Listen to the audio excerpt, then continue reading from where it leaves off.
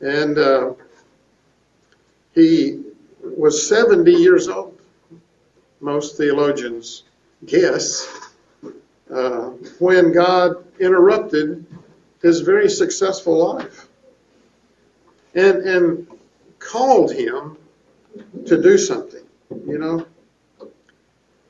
Now, that's an interesting word we're going to talk about here in just a minute, but this is a life interruption that he just apparently had total faith in God about, and believed in God about, and trusted God about. And he accepted the call of God and did what God called him to do. Yesterday at the Weekend Baptist Association's annual meeting, Brother Don preached the annual sermon and did about as good a job as I've ever heard a preacher do at that meeting, you know.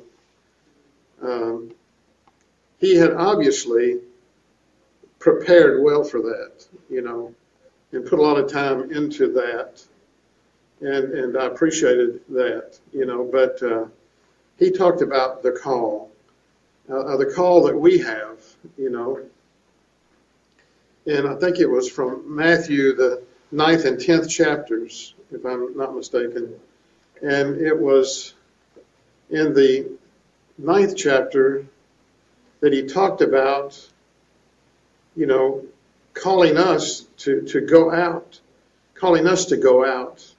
and share our faith with others. And then the 10th chapter, the one that Brother Don used, is when he actually named the disciples and then sent them out.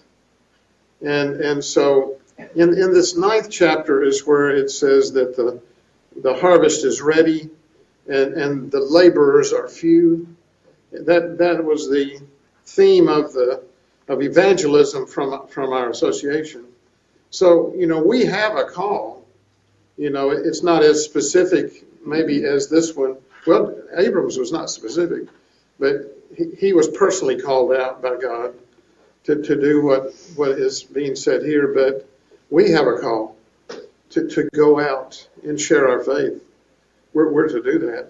So this call is important. But we're right now, I guess, focusing on an interruption to our life that God is involved in. You know, any interruption in our life. There is the question of the word testing and tempting that we'll see when we talk about his call by God to take Isaac up on top of the mountain and sacrifice him. Is that a temptation or a test? And I think most theologians would say it was a test of God, because God tests, the devil tempts. You know, there was a big debate last year or 2 years ago about the phrase in the Lord's Prayer in the King James Version, lead us not into temptation, but deliver us from evil. And so the